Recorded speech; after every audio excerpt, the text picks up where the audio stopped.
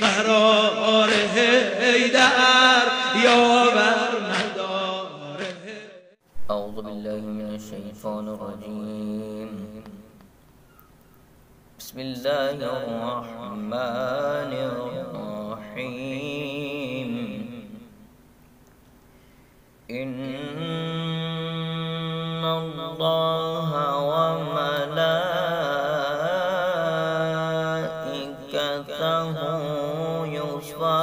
يصلون على النبي يا أيها الذين آمنوا صلوا عليه وسلموا تسليما.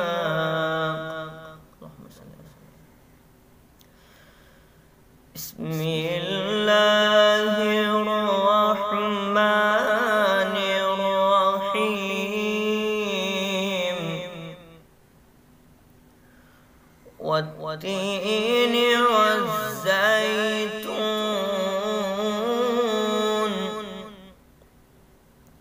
وطور سينين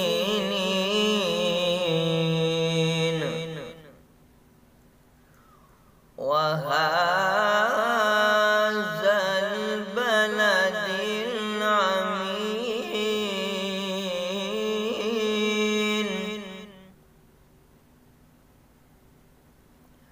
لقد خلقنا الإنسان في أحسن تقويم.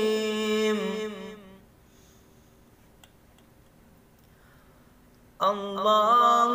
أكبر ولله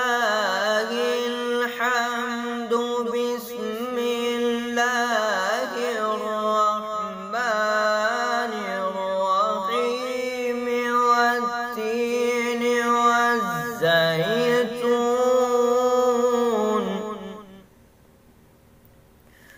والتين والزيتون وطور سينين وهذا البلد العميد.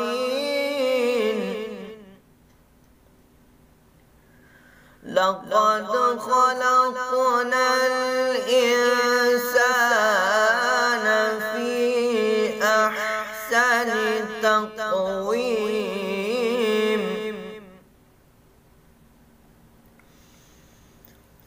ثم رددناه أسفل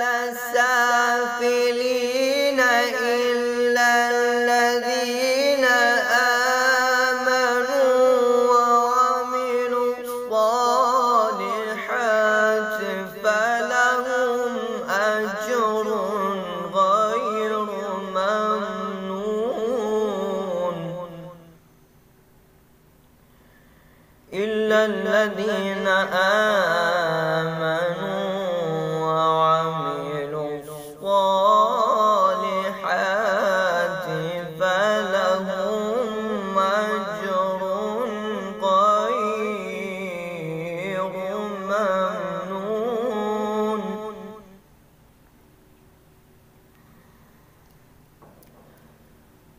فما يكذبك بعد بالدين. أليس الله بأحكم الحاكمين. أليس الله بأحكم الحاكمين. بسم الله الرحمن الرحيم.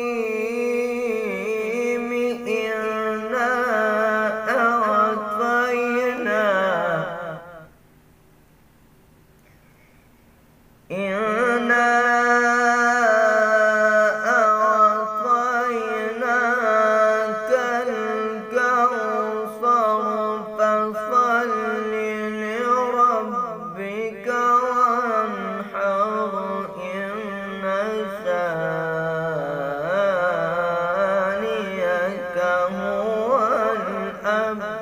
الأرض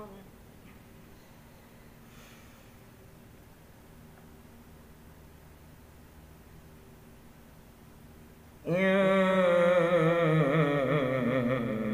شانئك هو الأبتر بسم الله الرحمن الرحيم والعصر إن الإنسان لفي خسر إلا الذين آمنوا وعملوا الصالحات وتواصوا بالحق وتواصوا بالصبر وتواصوا بالحق وتواصوا بالصبر صدق الله العلي العظيم اللهم صل على محمد وآل محمد. ناظرین السلام علیکم. بغیر کسی تمہید کے ایک مسئلہ کے اندر نفایت کے جائزہ کیجیے. علی جاتے ہیں کعبہ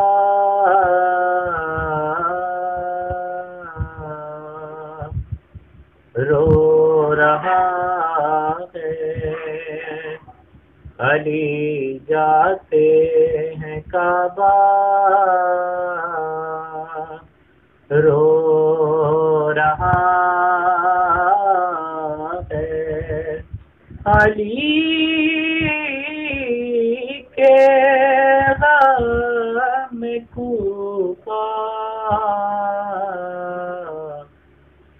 رو رہا ہے. علی دنیا سے رخصت ہو رہے ہیں. علی دنیا سے رخصت ہو رہے ہیں. محمد کا گھرانہ رو رہا ہے. علی جاتے ہیں کعبہ رو رہا ہے. ہوئی 14 صدی گزرے علی کو. ہوئی 14 صدی گزرے علی کو. مگر ابھی مسلح رو رہا ہے. علی کے غم کوفہ رو رہا ہے. زمین پہ ہے طرف ہے حشر برپا. زمین پہ ہے طرف ہے حشر برپا.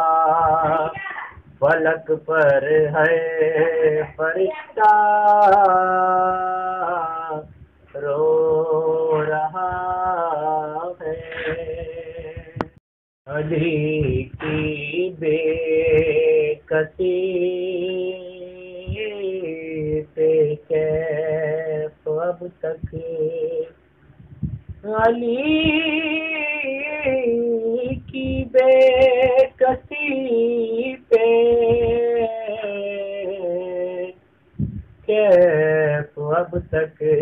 یہ دنیا یہ زمانہ رو رہا ہے، یہ دنیا یہ زمانہ رو رہا ہے۔ اعوذ باللہ من الشیطان اللعین الرجیم، بسم اللہ الرحمن الرحیم، الحمدللہ رب العالمین، الصلاة والسلام علی سید الانبیاء والمرسلین وعلی اہل بیتہ الطیبین الطاہرین المعصومین ولعنۃ اللہ علی اعدائہم اجمعین، اما بعد فقد قال اللہ سبحانہ وتعالی بسم اللہ الرحمن الرحیم، ان اللہ اشترى من المؤمنین انفسهم واموالهم بأن لهم الجنہ یقاتلون فی سبیل اللہ یقتلون و یقتلون۔ حاضرین گرامی قدر، معزز سامعین کرام و ناظرین و سامعین، سب سے پہلے میں اپنی طرف سے اور آپ تمام حضرات کی طرف سے اس شب میں کہ جو کسی بھی معاملے میں شب عاشور سے کم نہیں ہے، امام زمان کو ان کے جد امجد مولا امیر المؤمنین کی شب ضربت کے عنوان سے پرسہ پیش کرتا ہوں۔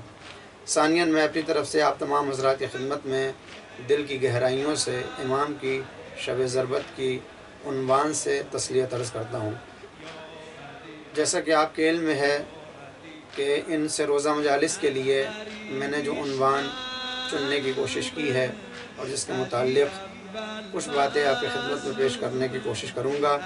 اس عنوان کا نام ہے موت اور شہادت۔ حقیقت تو یہ ہے کہ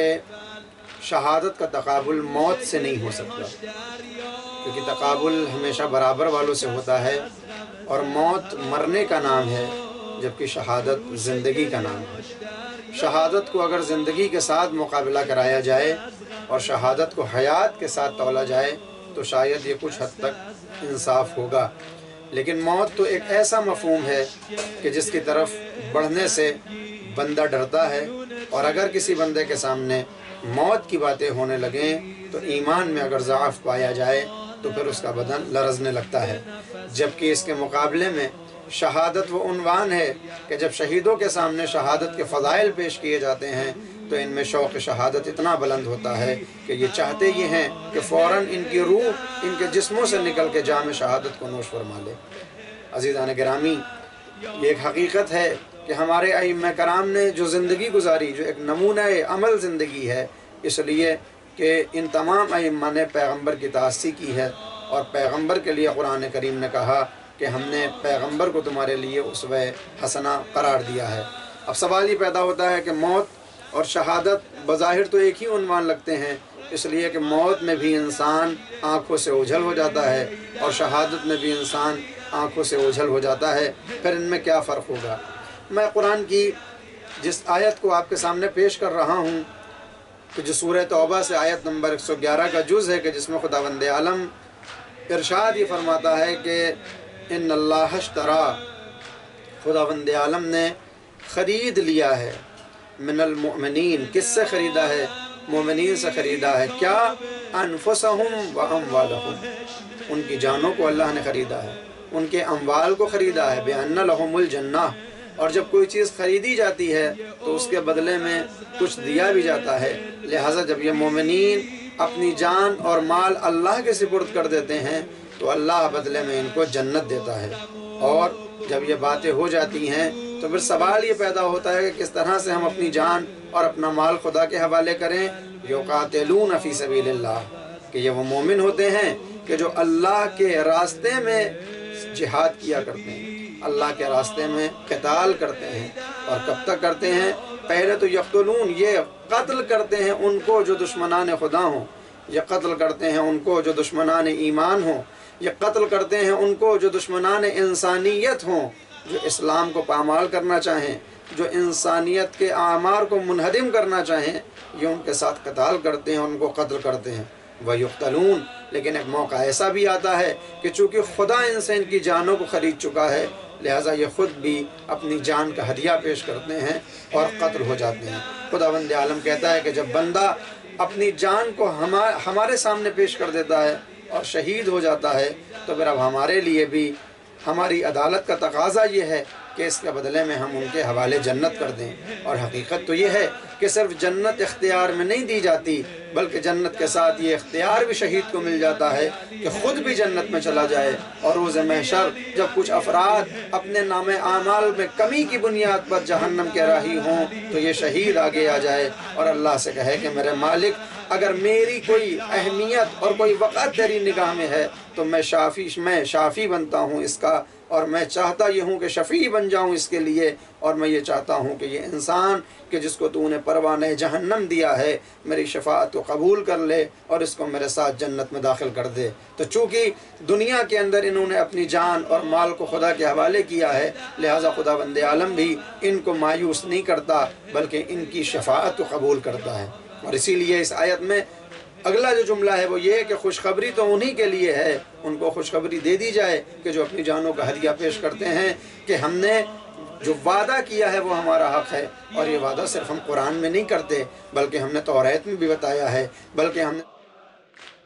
ہم نے قرآن کریم میں بھی یہ بتایا ہے۔ 3 کتابوں کا نام اس کتاب میں لیا گیا کہ ہم نے یہ کتابوں میں جو وعدے کیے ہیں کہ جو اللہ کی راہ میں قتل ہو جاتے ہیں ان کو جنت عطا کر دی جاتی ہے۔ اور جنت کیا چیز ہے، بلکہ جو خدا کی راہ میں قتل ہوتے ہیں ان کو تو مرا ہوا گمان بھی نہیں کیا جا سکتا۔ قرآن کی مشہور آیت وَلَا تَحْسَبَنَّ الَّذِينَ قُتِلُوا فِي سَبِيلِ اللَّهِ أَمْوَاتًا بَلْ أَحْيَاءٌ، دیکھو ہرگز گمان بھی نہ کرنا کہ جو اللہ کی راہ میں قتل ہو جائیں وہ مر گئے ہیں، بَلْ أَحْيَاءٌ، بلکہ وہ زندہ ہیں، ان کو موت نہیں آتی، موت ان کو گلے نہیں لگاتی، بلکہ وہ زندہ ہیں، عند ربہم یرزقون، اور وہ اپنے رب کی طرف سے رزق پانے والے ہیں۔ عزیزان گرامی،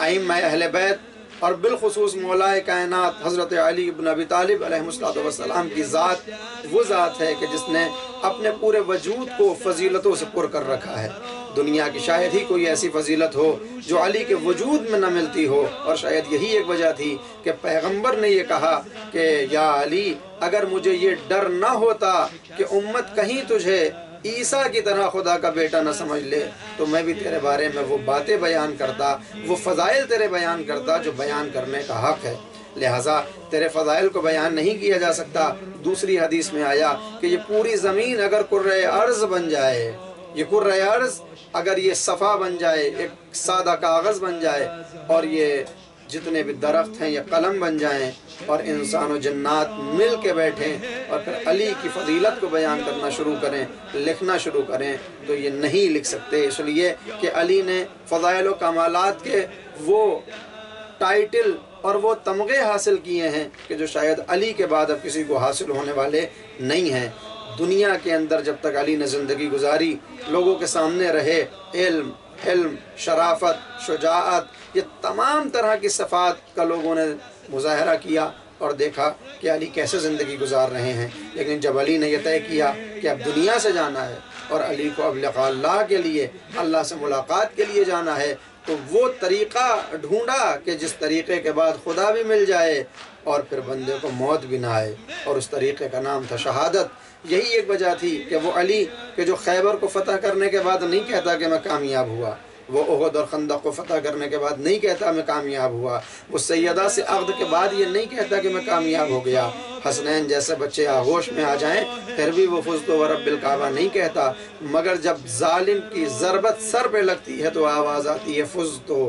ورب الکعبہ، کعبے کے رب کی قسم میں کامیاب ہو گیا، اس لیے کہ میری دنیا تو کامیاب تھی، میری زندگی تو کامیاب تھی، اب میں جام شہادت کو نوش کر رہا ہوں، اب میں اس دنیا فانی سے جانے والا ہوں، اور جانے میں وہ طریقہ بھی مجھے وہ مل گیا ہے جو سعادت کا طریقہ ہے، جو شہادت کا طریقہ ہے، لہٰذا اب میں شہید ہو رہا ہوں، میں کامیاب ہو گیا۔ اور خدا کی قسم جو ان حقیقتوں کو سمجھ لیتے ہیں وہ علی کے راستے پہ چلتے چلتے اتنے جری ہو جاتے ہیں کہ اب اگر دار پہ لا کے کھڑے بھی کر دیے جائیں اور ظالم یہ کہے کہ علی سے براعت کرو، علی سے تبرہ کرو ورنہ تمہیں قتل کر دیا جائے گا، تو یہ قتل ہو جانا خوشی خوشی قبول کر لیتے ہیں، اس لیے کہ ان کی نگاہوں میں علی کا وہ طریقہ کار ہے کہ دنیا میں کامیاب ہونا تو آسان ہے، مگر موت کامیاب ہو کے شہادت سے مل جائے تو یہ بڑا سخت ہے۔ اور علی کے چاہنے والوں نے جام شہادت کو پی کے اپنی دنیا کو بھی کامیاب کیا اور اپنی آخرت کو بھی کامیاب کیا، ورنہ یہ دنیا کی زندگی، یہ دنیا یوں ہی تمام ہونے والی ہے۔ کس طرح سے تمام ہوتی ہے وہ سورہ حدید کے اندر آیت نمبر 20 کہ جہاں خداوند عالم نے اس دنیاوی زندگی کو کہ جو موت کے اوپر جا کے تمام ہوتی ہے اس کا ایک نقشہ کھینچا ہے اور یہ کہا ہے کہ یہ جو دنیا ہے جان لو یہ جو دنیا کی زندگی ہے انما الحیات الدنیا یہ جو دنیا کی زندگی ہے لعب و لہو یہ لعب ہے یہ لہو ہے وزینت زینت ہے وتفاخر بینکم اور یہ آپس میں ایک دوسرے سے فخر فروشی ہے ایک دوسرے کے اوپر فخر دکھانے کی گھمنڈ کرنے کی کوشش ہے وتکاثر بالاموال والاولاد اور اولاد اور اموال کو زیادہ کرنے کی یہ کوشش ہے یعنی اس آیت میں اللہ نے دنیاوی زندگی کو کی ایک عکاسی کی ہے کہ جب دنیا میں بندہ آتا ہے تو وہ ان 5 حالتوں سے خالی نہیں ہوتا اگر وہ دنیا کے اندر زندگی گزارنا چاہے تو اس کو 40 برس کی جو مفسرین نے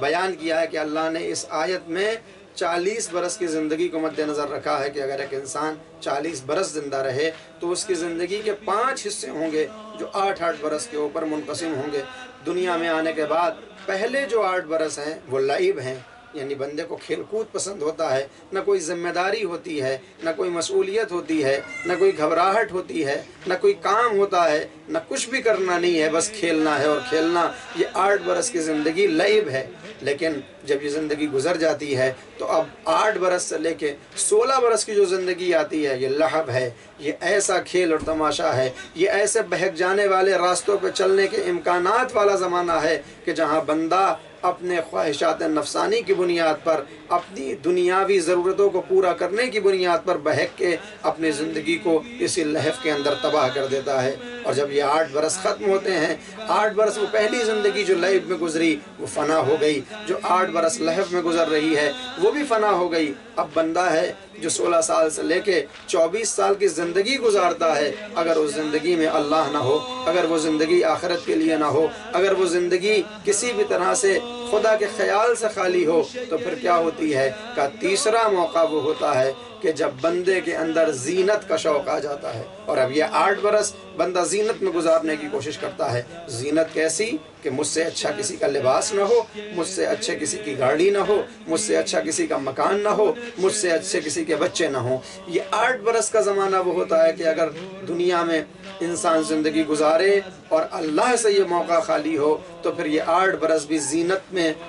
گزار دیتا ہے انسان اور پھر یہ بھی فنا ہو جاتے ہیں جب زینت کی زندگی گزرتی ہے تو 24 سے جو 32 برس کا زمانہ آنے والا ہوتا ہے وہ تفاخر بینکم ہوتا ہے یعنی اس وقت بندہ جو پہلے زینت کے لیے ساری چیزوں کو مہیا اور اکٹھا کر چکا ہے اب دوسروں سے فخر فروشی کرتا ہے دیکھو میرا مکان دیکھو کتنا اچھا ہے دیکھو میرا لباس کتنا اچھا ہے دیکھو میرا گھر کتنا اچھا ہے دیکھو میرے پاس جو امکانات ہیں وہ کتنے بہتر ہیں لہٰذا اب جہاں بھی جاتا ہے وہ فخر فروشی کرنے کی کوشش کرتا ہے اور 8 سال بھی یوں ہی فنا کے بھیٹ چڑھ جاتے ہیں بندہ 32 برس کا ہو جاتا ہے اور اگر پھر یہ جو آخری مرحلہ ہوتا ہے کہ اب بھی بندہ نہ جاگے بندے کا ایمان نہ جاگے بندہ اللہ کی طرف پلٹ کے نہ آئے اور یہ حیات دنیا میں ہی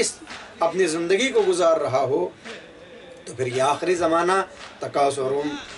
اموال اور اولاد ہوتا ہے کہ اب بندہ ہے کہ جو کسی بھی طرح یہ چاہتا ہے کہ میرے مال میں اضافہ ہو جائے میری اولاد میں اضافہ ہو جائے لہٰذا اب وہ کوشش یہ کرتا ہے کہ جو زندگی آرام سے گزر رہی تھی اب میں اپنے آنے والے بچوں کی زندگی کو بھی بہتر کرنے کے لیے اس میں مال میں اضافہ کر لوں اور جب مال میں اضافہ ہو جائے تو پھر اولاد میں اضافہ کروں اس طرح سے یہ حیات دنیا یوں ہی تمام ہو جاتی ہے ختم ہو جاتی ہے اور وہ موقع آ جاتا ہے کہ ملک الموت کہتا ہے چلو اب تمہارے جانے کا وقت قریب آ گیا اور اب یہ کھڑا گڑگڑا رہا ہے کہ مجھے کچھ وقت چاہیے کچھ زمانہ چاہیے کہ میں اس دنیا کے اندر کچھ اعمال ایسے کر لوں کہ جس کے کرنے کے بعد شاید خدا راضی ہو جائے اور آنے والا کہتا ہے کہ اب تو تمہیں چشم زدن کا بھی موقع نہیں ہے اور ہماری اور آپ کی تو بساط ہی کیا ہے جب حضرت سلیمان علیہ نبینا جیسے انسان اور نبی اور معصوم کو اتنی مہلت نہ دی آنے والے فرشتے نے کہ وہ دھوپ سے سائے میں بیٹھ جائیں تو پھر ہماری اور آپ کی حیثیت کیا ہے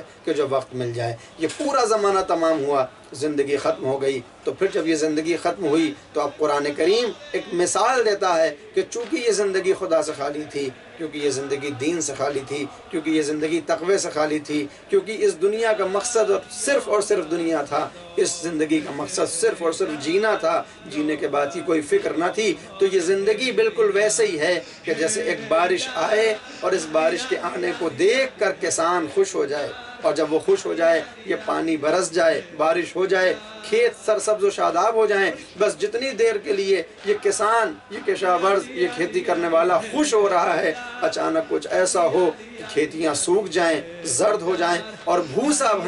بن کے اڑ جائیں، اور اس کے بعد کیا ہونے والا ہے؟ یہ جو ابھی خوش ہو رہا تھا، یہ جو ابھی مسرور ہو رہا تھا، اب غم کے اندھیرے کنویں میں جا کے بیٹھ جائے گا کہ یہ میں نے کس بات پہ خوشی دکھائی تھی کہ جو پل بھر کی خوشی تھی آئی اور چلی گئی۔ قرآن کریم کہتا ہے کہ اگر یہ دنیاوی جو زندگی ہے اگر اس میں آخرت نہ ہو تو یہ بھی اسی طرح سے گزر جاتی ہے کہ جیسے ایک مرتبہ شادابی آئی، سرسبزی آئی اور چلی گئی، اور پھر پوری طرح سے پوری ہماری زندگی دھواں بن کے اڑ گئی، دھول بن کے اڑ گئی، اور ہم ہاتھوں کو ملتے ہوئے رہ گئے۔ مگر ہاں، فوراً خداوند عالم نے اگلے جملے میں جو ارشاد فرمایا وہ کہا پھر بھی گھبرانے کی ضرورت نہیں ہے، یہ ان کی زندگی تھی کہ جن کی زندگی اللہ سے خالی تھی، لہٰذا اب عذاب ہے قیامت کا، لیکن جنہوں نے اس حیات دنیا کو حیات دنیا نہ جانا بلکہ ذریعہ جانا اس حیات کا جو بقا کی حیات ہے، اور اس دنیا کو کہ جو مزرعہ آخرت ہے، جو آخرت کی کھیتی ہے، کہ جہاں پر ہمیں آمادہ ہونا ہے اس زندگی کے لیے کہ جو تمام ہونے والی نہیں ہے، تو پھر ایسے افراد جب زندگی گزارتے ہیں تو پھر ان کا سونا نہیں کہلاتا، ان کا جاگنا نہیں کہلاتا، ان کا کھانا نہیں کہلاتا، بلکہ اگر وہ سو جائیں تو ان کا سونا یادگار بن جاتا ہے، اگر وہ جاگیں تو ان کا جاگنا حقیقت بن جاتا ہے، اگر وہ کسی کو کچھ عطا کر دیں تو قرآن کریم اپنی آیتیں لے کے آ جاتا ہے، جبریل پیغام الہیہ لے کے آ جاتا ہے، اور اگر یہی وہ زندگی کہ جب تمام ہونے لگتی ہے، اللہ والی زندگی تمام ہونے لگتی ہے، تو پھر اب تمام تو وہ زندگی بھی ہو گئی کہ جو دنیاوی زندگی تھی، اور تمام اس زندگی کو بھی ہونا ہے، مگر اتمام میں فرق یہ ہے کہ وہاں پر یہ کہا جا رہا تھا جانے والا جب دنیا سے گیا تو لوگوں نے سنا کہ وہ انسان کی جو پوری زندگی دنیاوی حیات کو گزار کے گیا ہے اور آج اس کا انتقال ہوا، تو ایک دوسرے سے کہتے ہیں انا للہ و انا الیہ راجعون، بے شک ہم اللہ کے لیے ہیں اور ہمیں اللہ کی طرف پلٹ کے جانا ہے۔ مگر وہ انسان کہ جس نے اپنی اس زندگی کو ذریعہ جانا اس زندگی کا کہ جو ہمیشہ باقی رہنے والی ہے، جب اس کے جانے کا وقت قریب آیا تو دو بندوں نے مل کے نہیں کہا انا للہ و انا الیہ راجعون، بلکہ قرآن کو یہ کہنا پڑا ارجعی الی ربک راضیۃ مرضیہ، تو اپنے رب کی طرف پلٹا کہ تیرا رب تجھ سے راضی ہو گیا اور تو بھی اپنے رب سے راضی ہو گیا۔ عزیزان گرامی، ہم کو اپنی زندگی کہ جو اللہ نے ایک تحفے کے طور پہ دی ہے، ایک ہدیے کے طور پہ دی ہے، اس کو ویسے استعمال کرنا ہے جیسے وہ چاہتا ہے، اس کو ویسے صرف و خرچ کرنا ہے جیسے وہ چاہتا ہے، اور کیسے خرچ ہو یہ زندگی، کیسے صرف ہو یہ زندگی، یہ بتانے کے لیے پیغمبر اسلام نے اپنے نائبین کو ہمارے سامنے آئیڈیل بنایا، اور یہ 250 سالہ زندگی ہے معصومین کی کہ جو ہر دور میں جی کے یہ بتا رہے ہیں اور اللہ والی زندگی گزار کے یہ بتا رہے ہیں، حالات کتنے بھی نامساعد ہوں، زمانہ کتنا بھی خراب کیوں نہ ہو، مگر ہم دنیا میں ہی رہ کر آخرت کو کماتے رہیں گے۔ اور یہی ایک وجہ رہی کہ جب ان معصومین نے یہ طے کیا تو پھر فضیلتوں نے بھی یہ طے کر لیا کہ اب آسمان سے جو بھی فضیلت آئے گی وہ انہی کے دروازے کو تلاش کرے گی، لہذا پیغمبر کو یہ کہنا پڑا یا علی تیرے پاس اتنی فضیلتیں ہیں کہ اگر سب میں لوگوں کے سامنے بیان کر دوں تو مجھے ڈر ہے کہ کہیں تجھے لوگ عیسیٰ کی طرح خدا کا بیٹا نہ کہنے لگیں۔ کیا ہے علی کے پاس؟ کون سی فضیلت ہے علی کے پاس؟ خدا کی قسم کروڑوں مناقب، فضیلتیں اور نہ جانے کتنی باتیں ایسی ہیں جو آپ حضرات سنتے رہتے ہیں مجالس میں۔ میں آج ایک حدیث کے کچھ جز کو پیش کر کے اپنی بات کو آگے بڑھانا چاہتا ہوں۔ پیغمبر اسلام نے مولائے متقیان کے لیے یہ فرمایا یا علی تجھے کوئی بھی نہ پہچان سکا، تجھے کوئی بھی نہ جان سکا سوائے میرے، یعنی علی کو پہچاننے کے لیے کم از کم انسان کے پاس رسالت جیسی نگاہ ہونی چاہیے، نبوت جیسا خیال ہونا چاہیے تاکہ وہ علی کو جان سکے، علی کو پہچان سکے۔ لہذا مولائے متقیان ہیں جو اپنے متعلق فضیلت بیان کرتے ہوئے ایک مقام پر کہتے ہیں کہ کیا میں وہ نہیں ہوں کہ جو سب سے پہلے ایمان لایا، کیا میں وہ نہیں ہوں جو سیدہ کا شوہر ہے؟ کیا میں وہ نہیں ہوں جو حسنین کا بابا ہے؟ اپنی فضیلتوں کو بیان کرتے کرتے اچانک مولا کائنات فرماتے ہیں کہ میں وہ علی ہوں کہ جس سے پیغمبر نے یہ کہا تھا یا علی ویسے تو ساری فضیلتیں تیرے اندر ہیں مگر 5 فضیلتیں ایسی ہیں تیرے اندر کہ جن فضیلتوں میں تیرے بعد شاید کوئی اور نہیں پہنچ سکتا، اور برجستہ وہ فضیلتیں ہیں کہ جتنا تو نے کسب کیا ہے، جتنا تو نے ان فضیلتوں کو حاصل کیا اتنا کوئی حاصل نہیں کر سکا۔ وہ کون سی 5 فضیلتیں ہیں؟ ان میں سے پہلی فضیلت جو پیغمبر اعظم نے مولا متقیان کے لیے بیان فرمائی، وہ فرمایا یا علی تمہاری صفت یہ ہے کہ تم اقومکم بامر اللہ، تم اللہ کے امور کو قائم کرنے میں سب سے زیادہ کوشاں رہتے ہو، یعنی اللہ کا فرمان، اللہ کے احکام، اللہ کی باتیں تو دنیا کے اوپر جاری اور ساری رہیں، اس کے لیے جتنی کوشش تم کرتے ہو، جتنی جد و جہد تم کرتے ہو اتنی کوئی نہیں کرتا۔ اور یہ حقیقت ہے کہ مولا کائنات نے اللہ کے اوامر کو پیادہ کرنے کے لیے نہ جانے کتنی مصیبتیں اٹھائی ہیں۔ علی نے بہت سے مقام پہ اپنا حق چھوڑ دیا، خود فرماتے ہیں کہ میرے اوپر ایسے ایسے ظلم ہوئے ہیں کہ میں اگر بیان کرنا چاہوں تو ایک تیر ہے جیسے وہ آنکھ میں لگا ہوا ہو، اور ایک پھندا ہو جیسے وہ گردن میں پھنسا ہوا ہو، مگر علی نے سب کو معاف کیا، سب کو چھوڑ دیا۔ لیکن جب بات اللہ کے اوامر کی آئی تو پھر علی نے کبھی بھی اس بات سے سودا نہیں کیا کہ کوئی اللہ کے اوامر کی مخالفت کرے۔ لہذا مشہور ہے کہ جس وقت مولا کائنات حضرت علی ابن ابی طالب علیہ السلام نے کوفے کو اپنا پائے تخت بنایا اور مدینے کو چھوڑا جنگ جمل کے بعد، کہ جو حالات تھے عراق پہ اور شام کے ان کو سنبھالنے کے لیے مولا نے مجبوری کے عالم میں کوفے کو دارالخلافہ بنایا اور آ کے وہاں اب حکومت کے امور کی نظارت فرما رہے ہیں۔ اسی اسنا میں ایک واقعہ ملتا ہے کہ جس کو شیخ توسی نے اپنی اعمالی میں مجلس بستم یعنی 20ویں مجلس کے اندر اس کا ذکر کیا ہے کہ ایک روز مولا کائنات بیٹھے ہوئے ہیں مسجد میں کہ اچانک کچھ افراد آتے ہیں اور آنے کے بعد کہتے ہیں مولا جو دریائے فرات ہے اس نے طغیان کر دیا ہے، وہ چڑھ گئی ہے اور ڈر یہ ہے کہ کہیں سیلاب نہ آ جائے، آئیے دیکھیے کہ یہ کس طرح سے تباہی آنے والی ہے۔ مولا کائنات اپنے ساتھیوں کے ساتھ اٹھے، چاہتے یہ ہیں کہ فرات کی جانب جائیں، اس دریا کی جانب جائیں جس میں طغیان ہوا ہے۔ ابھی ایک راستے سے گزر رہے تھے کہ دیکھا کہ کچھ جوان کھڑے ہوئے ہیں، کہ جب ان جوانوں نے علی کو دیکھا تو آپس میں کچھ کانا پھوسی کرنے لگے۔ مولا سامنے سے گزر رہے ہیں، یہ پہچانتے تھے یا نہیں پہچانتے تھے مجھے نہیں پتا، مگر انہوں نے اب باتیں کرنا شروع کی، مولا کا مذاق اڑانا شروع کیا، مولا سے بدتمیزی کرنا شروع کی گویا۔ اور اب جب یہ سب ہوا تو ایک مرتبہ مولا کو غضب آ گیا۔ مولا جب غیظ میں آئے تو وہ جو افراد علی کو لینے کے لیے آئے تھے وہ جوانوں کو ڈانٹتے ہوئے یہ کہتے ہیں تمہیں معلوم بھی ہے کہ تم کس سے مخاطب ہو، تمہیں معلوم بھی ہے کہ یہ کون ہے، تم کس کے شان میں گستاخی کر رہے ہو۔ وہ کہتے جاتے ہیں اور علی آج غیظ و غضب کے عالم میں ہے۔ اب ان بزرگوں نے یہ دیکھا کہ کہیں علی ابھی ان کو سزا نہ دے دیں، کہیں علی ان کے اوپر حد جاری نہ کر دیں، کہیں علی ان کو قید نہ کر دیں۔ اگرچہ بعید تھا مولا سے کہ ان کی ذات میں اگر کوئی گستاخی کرے تو وہ سزا دیں، لیکن بہرحال ان کو ڈر تھا۔ انہوں نے مولا سے کہا کہ مولا ہم واسطہ بنتے ہیں، ان کو معاف کر دیجئے، شاید ان کو معلوم نہیں کہ آپ کون ہیں، ان کی اپنی غلطیاں ہیں، ان کی خطائیں ہیں، آپ معاف کرنے والے ہیں، آپ ان کو معاف فرمائیں۔ یہ مسجد ثقیف کے پاس کا واقعہ ہے۔ مولا غیظ و غضب میں کہتے ہیں کہ یہ قوم سمود کے باقی ماندہ افراد ہیں۔ قوم سمود وہ ہے کہ جس کے اوپر اللہ کا عذاب آیا تھا، مولانا غضب سے کہا کہ یہ قوم سمود کے باقی ماندہ افراد ہیں۔ اور یہ کیا طریقہ ہے کہ جب کوئی ان کے پاس سے گزرنے لگے تو یہ مضحکہ کریں، اس کا مذاق اڑائیں، میں ان کو معاف کر دوں، تم چاہتے ہو کہ معاف کر دوں تو میری بھی کچھ شرطیں ہیں۔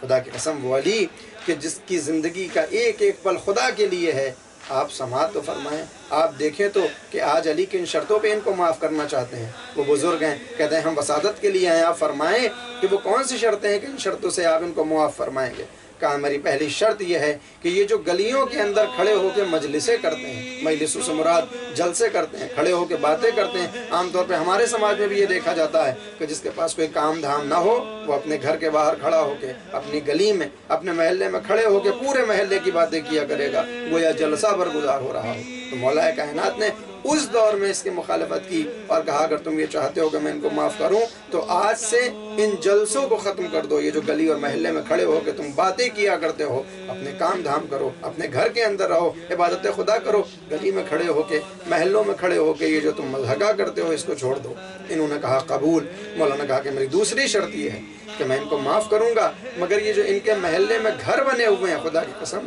آپ دیکھیں تو علی کی اس دور اندیشی کو دیکھیں کہ آج 1400 برس کے بعد لوگ روڈ میپ تیار کرتے ہیں کہ شہر کو کس طرح سے بسایا جائے، کس طرح سے سجایا جائے۔ مولا کائنات نے اس زمانے میں کہا تھا کہ یہ جو محلہ ہے یہ اس لائق نہیں ہے کہ یہاں رہا جائے، کہ اس کا مفہوم کچھ اس طرح سے ہے، اس لیے کہ تم اپنے گھروں کے گندے پانی کو گھر کے باہر سے بھیج دیتے ہو، گویا نالی بناتے ہو، اور وہ نالی کھلی ہوئی ہوتی ہے، یہ طریقہ اچھا نہیں ہے۔ دوسرے جو تمہارے گھر کے ناودان ہیں کہ جہاں سے بارش کا پانی بہتا ہے، وہ اس طرح سے کھلے ہوئے ہیں کہ اگر کوئی مومن اس سڑک سے گزر جائے، اس راستے سے گزر جائے تو وہ پانی اس کے اوپر گر جاتا ہے، یہ بھی قابل قبول نہیں ہے۔ اور اس کے علاوہ جو تم ایک دوسرے کے گھروں کے سامنے کھڑکیاں کھول کے اپنا گھر بناتے ہو کہ یقیناً ایک دوسرے سے تکلیف ہوتی ہے، اس کو بھی ختم کر دو۔ گویا مولا کائنات نے اس شرط پہ ان کو معاف کیا کہ یہ اپنے جینے کے طریقے کو بدل دیں، یہ اپنے گھروں کے انداز کو بدل دیں، یہ اپنے گلی اور محلے کے انداز کو بدل دیں۔ 1400 برس پہلے مولا کا یہ فرمان تھا، تو کیا یہ آج ہم پہ جاری اور ساری نہیں ہوتا؟ جب انہوں نے وعدہ کر لیا کہ مولا ہم آپ سے وعدہ کرتے ہیں کہ آج کے بعد مجلسیں اس طرح سے جلسے ہمارے گلی اور محلوں میں نہیں ہوں گے، ہم اپنے ناودان کو صحیح کریں گے، ہم اپنی نالیوں کو بند کریں گے، ہم اپنے ان کھڑکیوں کو جو ایک دوسرے کو اذیت دیں ان کا بھی سدباب کریں گے، اور اس کے بعد مولا واپس ہو گئے۔ لہٰذا معلوم یہ ہوتا ہے کہ مولا کائنات کی نگاہ میں اللہ کے اوامر کو پیادہ کرنا، کہ چاہے وہ اوامر حقوق اللہ ہوں اور چاہے وہ حقوق عباد ہوں، ان کو لے کر اتنے سخت تھے کہ اس کو برداشت نہیں کر سکتے تھے۔ علی کی ذات پہ ظلم ہو، علی نے برداشت کر لیا، مگر کوئی اگر اللہ کے بندوں پہ ظلم کرنے لگے تو یہ ہرگز علی کو برداشت نہیں ہے۔ اقوامکم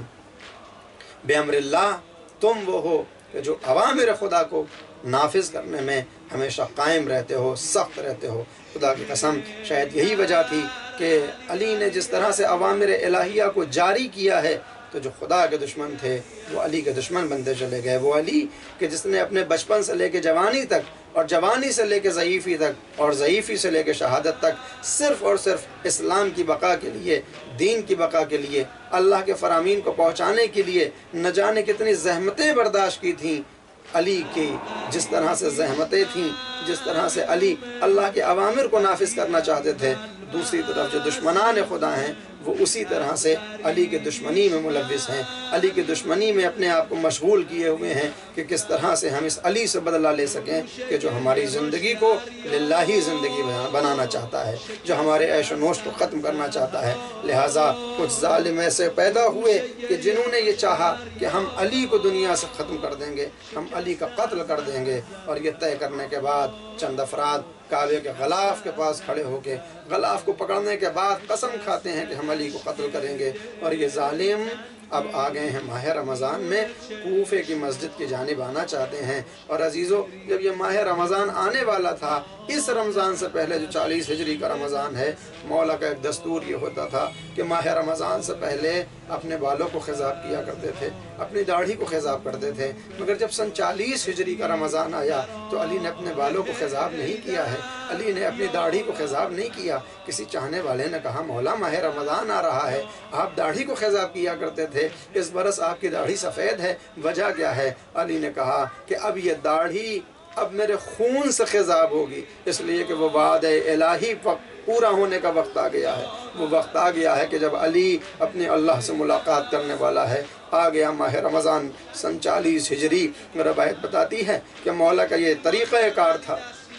کہ ہر روز افطار کے لیے اپنی ایک اولاد کے یہاں جاتے تھے اور اس کے مہمان ہوتے تھے۔ 18 رمضان مبارک سن 40 ہجری کا وہ دن ہے کہ جس کا افطار مولا کو اپنی چھوٹی بیٹی بی بی ام کلثوم کے یہاں کرنا ہے۔ افطار کا وقت قریب آیا، ام کلثوم نے دسترخوان کو سجا دیا۔ مولا نے دیکھا کہ دسترخوان پہ کچھ سوکھی ہوئی روٹی رکھی ہوئی ہے، ایک طرف نمک ہے اور ایک طرف تھوڑا سا ایک کاسا شیر کا رکھا ہوا ہے۔ ایک مرتبہ مولا نے بیٹی کو دیکھا، اے بیٹی ام کلثوم، کیا تم نے اس سے پہلے دیکھا ہے کہ تمہارے بابا علی نے ایک وقت میں 2 غذائیں تناول فرمائی ہوں؟ اے بیٹی، جس طرح سے ہمیشہ ایک ہی غذا سے علی اپنا پیٹ بھرتا ہے، آج بھی علی کو ایک ہی غذا چاہیے، لہٰذا ایک غذا اٹھا لو۔ بی بی ام کلثوم کہتی ہیں کہ میں نے چاہا کہ میں نمک کو اٹھا لوں تاکہ بابا شیر میں उन रोटियों को नरम करके खा सकें। लेकिन मौला कहते हैं बेटी शीर उठा लो, ये तुम्हारा बाबा नमक से रोटी खाने वाला है।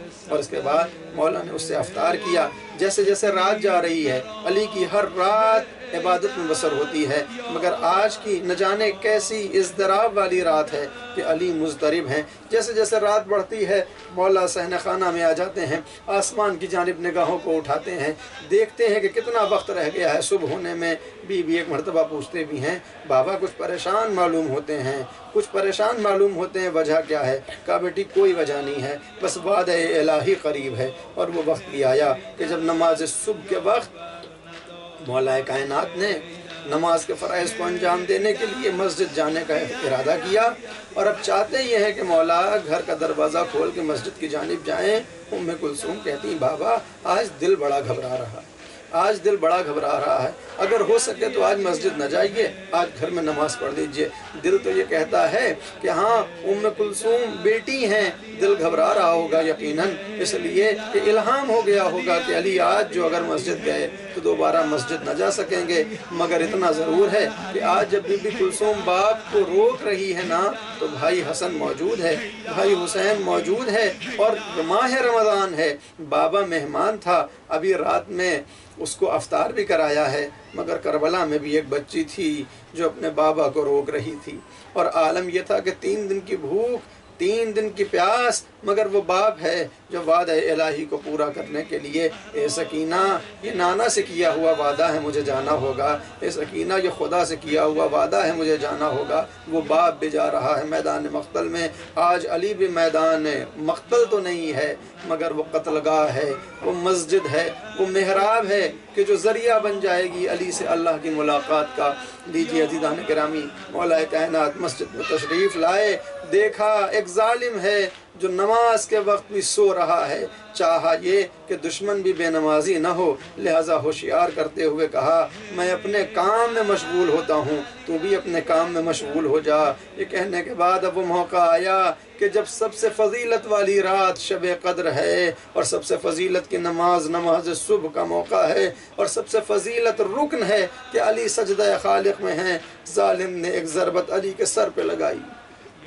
और इस ज़रबत का लगना था कि दरो दीवार से रोने की सदाएं बुलंद हुई। अली का वो क़यामत ख़ीज़ जुमला, फ़ुज़्तु व रब्बिल काबा, काबे के रब की कसम में कामयाब हो गया, काबे के रब की कसम में कामयाब हो गया। लीजिए अजीज़ों, अली को गलीम में एक कंबल में लपेट के घर की जानिब ले जाया जा रहा है। हाँ अज़ीज़ान गिरामी, अभी 2 मजलिसें और होंगी, मसाइब आप सुनते रहते हैं, मगर मैं बस एक जुमला कहना चाहता हूँ कि आज जब सर पे ज़रबत लगी है अली के, तो कम से कम चाहने वाले मौजूद हैं, हाथों पे उठा के ले जा रहे हैं, घर में आराम फरमाएंगे मौला 3 रोज़। मगर हायर करबला में इसी अली का वो बेटा जो हुसैन मजलूम करबला है, एक ज़रबत नहीं है, अशआर में ये आया है 70,000 ज़रबतें हुसैन के सर पे लगी, हुसैन के बदन पे लगे, न जाने कितने ज़ख्म हैं, और कोई उठाने नहीं आता, बल्कि हुक्म ये हुआ है कि लाशे को पामाल किया जाए। अरे वो घोड़े की टापे हुसैन के बदन अक़दस पे पड़ती है, और एक वो माँ, दुखियारी माँ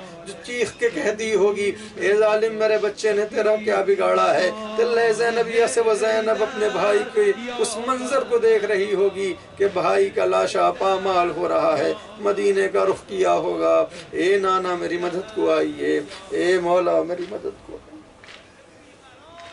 सयअलमुल्लज़ीना ज़लमू अय्युमुनक़लिबुन। हाय बाबा, हाय बाबा,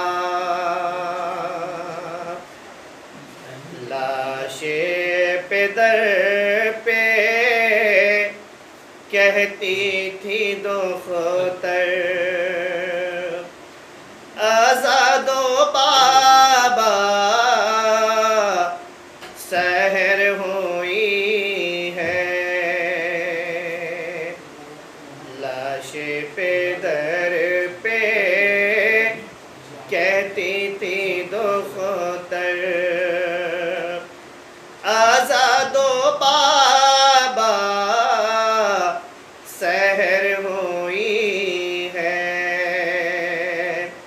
सदक़े तुम्हारे ज़ैनबे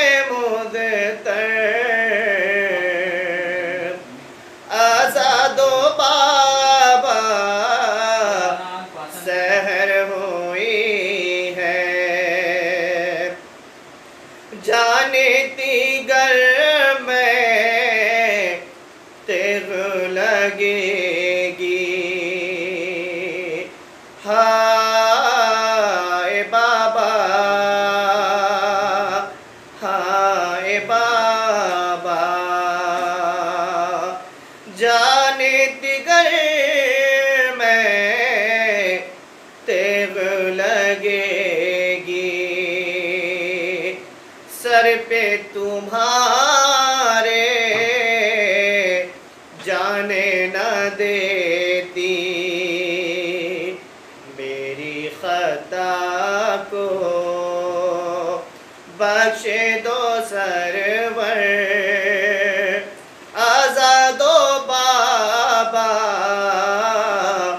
سحر ہوئی ہے لاش پہ در پہ کہتی تھی دختر آزاد و بابا سحر ہوئی ہے پھیلاؤ جالا ہر سو سحر کا صرف عبادت ہے ساری دنیا خانہ حق میں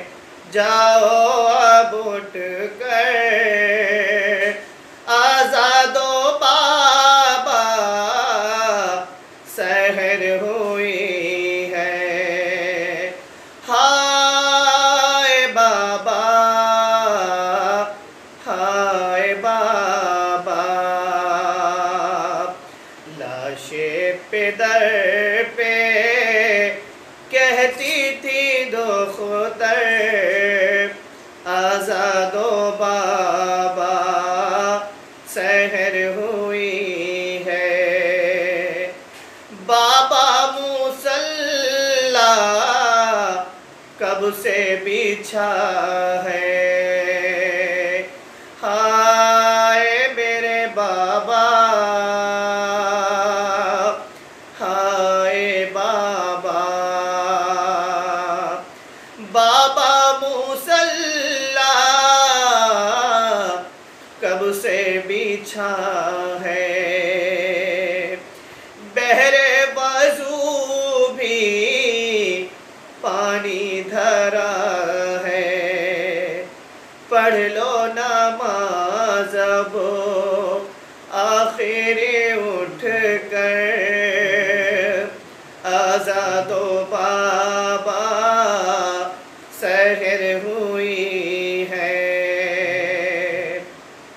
لاش پہ در پہ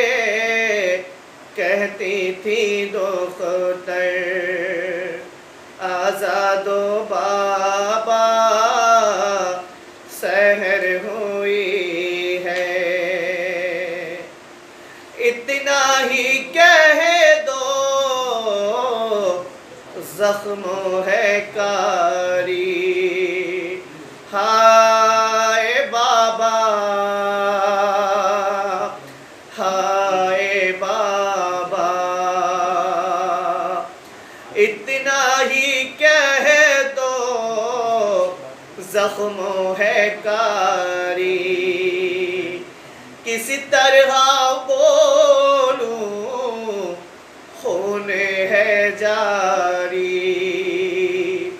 کسی طرح بولوں خون ہے جاری پھر نہ کہے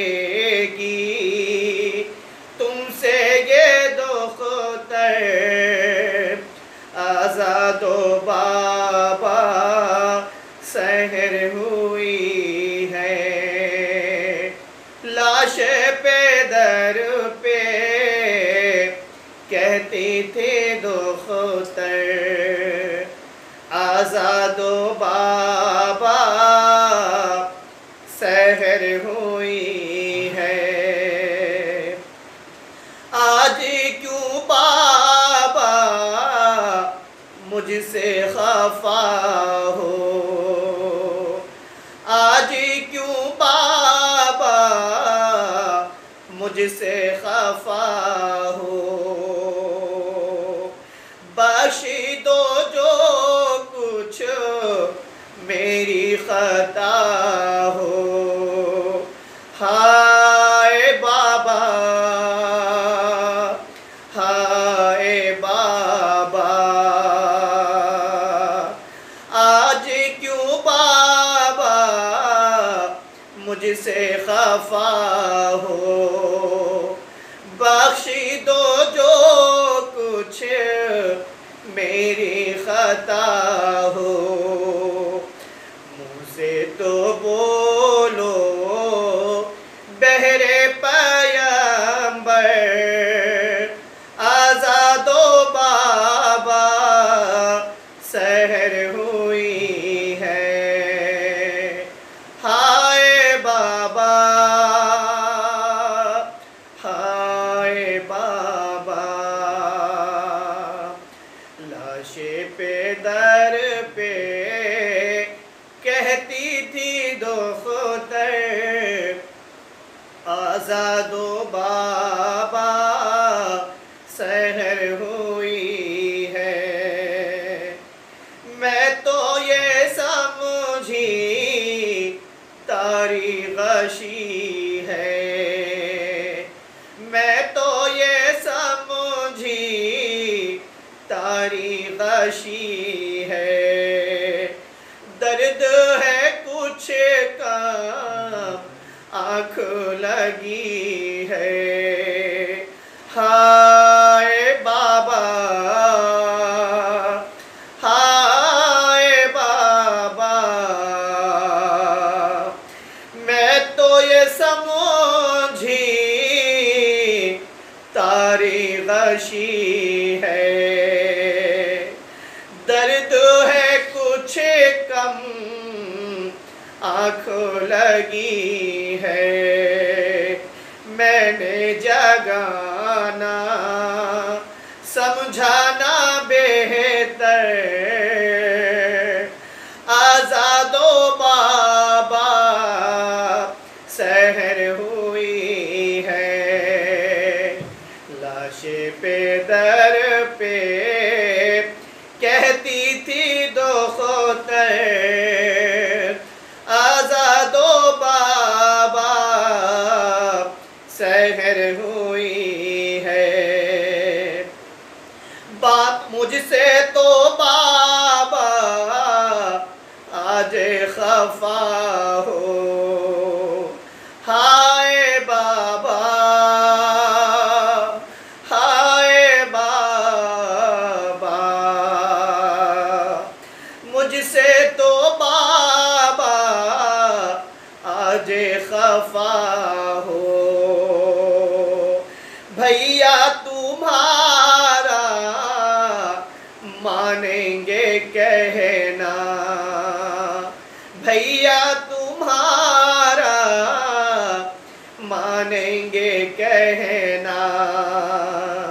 تم ہی یہ کہہ دو ان کو جگا کر، آزاد و بابا سحر ہوئی ہے، لاشیں پہ در پہ کہتی تھی دختر، آزاد و بابا سحر ہوئی ہے، ہائے بابا ہائے بابا، خالی مصلی کب سے بچھا ہے، ہر ایک مصلی در پہ کھڑا ہے، خانہ حق میں جاؤ اب اٹھ کر، آزاد و بابا سحر ہوئی ہے، ہائے بابا ہائے بابا، آؤ تمہارا زخم में धुला दूं, माथे का सारा खूने छोड़ा दूं। हाय बाबा, हाय बाबा, आओ तुम्हारा जख्म धुला दूं, माथे का सारा खूने छोड़ा दूं, जख्मों पे पट्टी बांधे दूं कस कर, आजादो बाबा सहर हुई है। हाय बाबा, हाय बाबा, कैसी ये क़यामत आई।